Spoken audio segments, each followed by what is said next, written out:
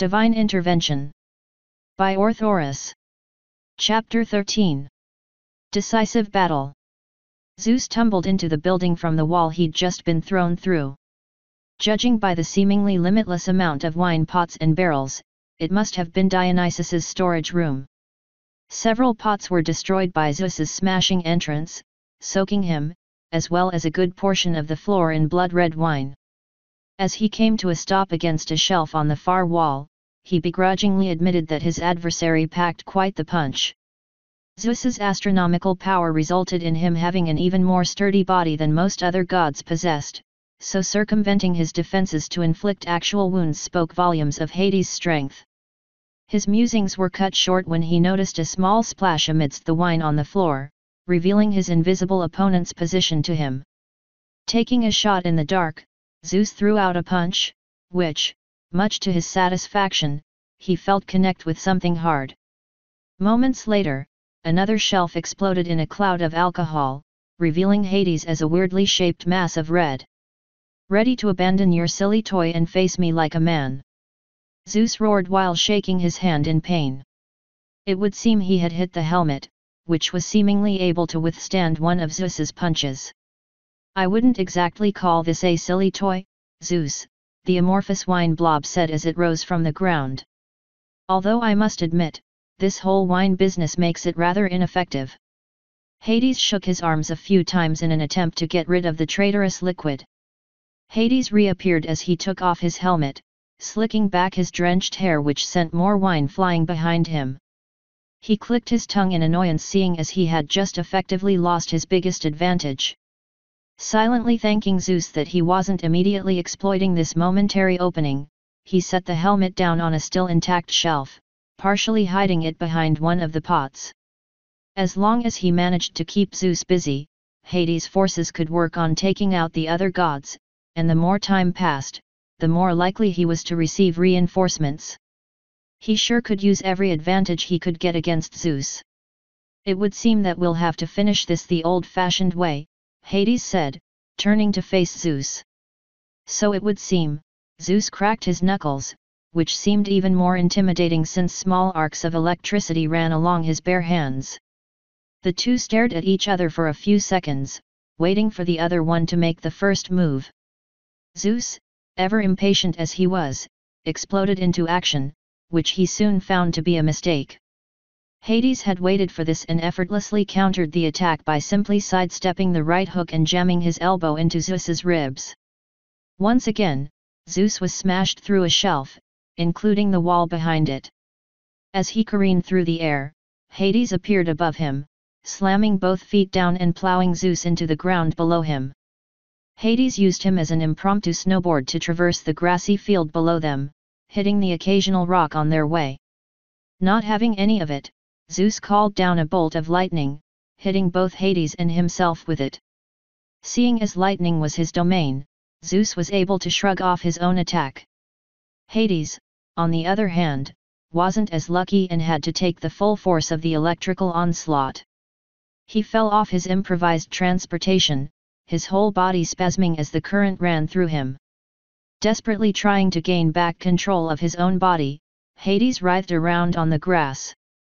Zeus' foot connected with Hades' gut, sending him flying into a nearby tree, causing his body to adopt a rather unnatural shape as it bent around its trunk. Hades coughed up blood as his body hit the ground with a thud. "I think it's time that we ended this facade," Zeus spat while patting down the dirt that clung to his robes. "I won't hold back anymore." True to his words, the clouds swirling above them turned nearly pitch black as an angry roiling could be heard emanating from within. Zeus was obviously done fighting and fully intended to simply overwhelm Hades by raining down the full power of the skies. Hades hacked and sputtered as he slowly got back up, his eyes flicked upwards to his impending doom, deciding that the only way to counter the following attack was by calling upon his own dominion. The clouds above reached a crescendo as small bolts of lightning traveled between them, before releasing their charge with pinpoint accuracy, accompanied by a furious shout. "Die!" A massive bolt of lightning struck Hades, completely obscuring the god from view for a moment and causing a huge explosion of dirt and wood. It was immediately followed by a deafening thunderclap and the accompanying shockwave, causing even Zeus to stumble back a few feet. Once everything settled, Zeus glanced to where his opponent stood just moments before, pleased to find little more than a crater. Nodding once to himself, he turned away, fully intent to go and rout the other foolish gods who thought they could revolt against him. He barely took a few angry steps towards his party grounds when an immense feeling of dread slammed into him from behind. Zeus whirled around as the hairs on his neck stood on end, coming face to face with a gruesome scene. What was once a flourishing garden of an immense variety of trees and flowers, was now an empty husk.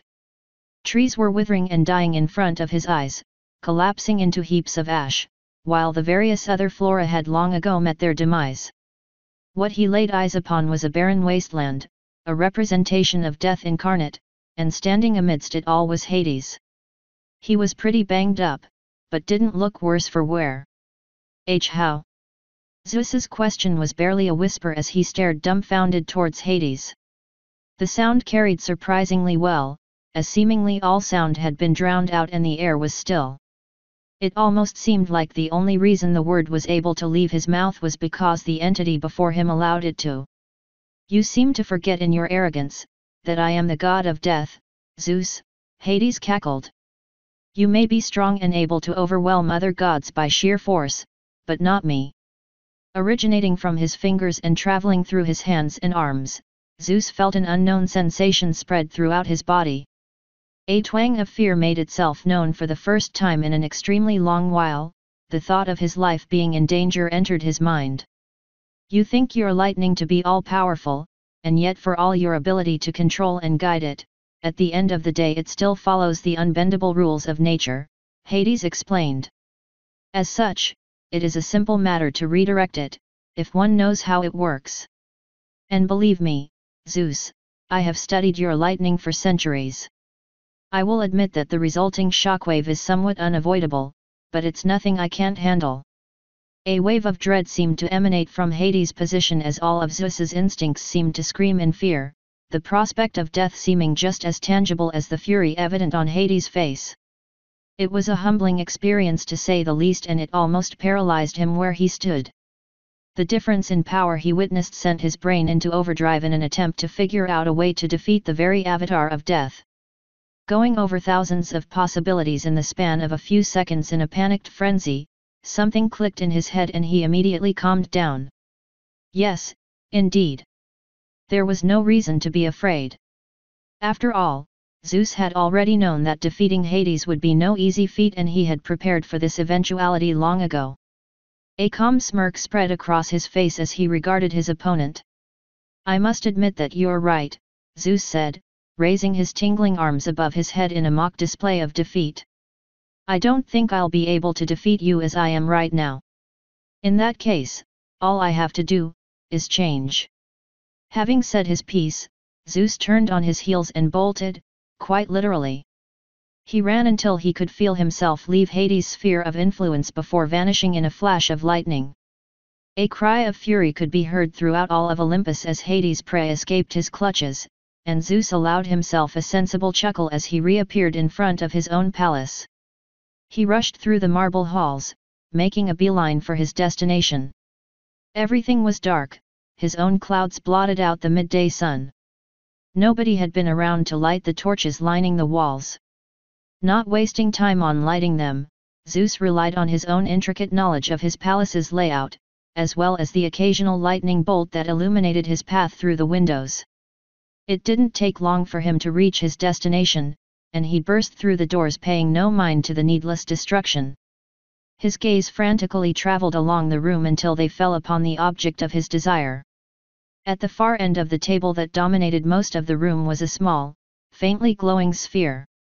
The glass-like material sat upon a tastefully crafted statue of the one it contained. Atlas was kneeling on the table, his arms spread wide behind his back, holding up his own prison. Yet, to Zeus, this small sphere was so much more than a mere prison to contain his old adversary. It was the means to his victory over Hades.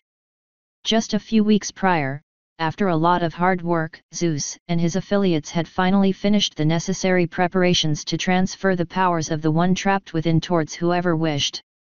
Obviously, the only one allowed to do so was Zeus himself, and he had made sure to make it so that nobody else could, even if they wanted to.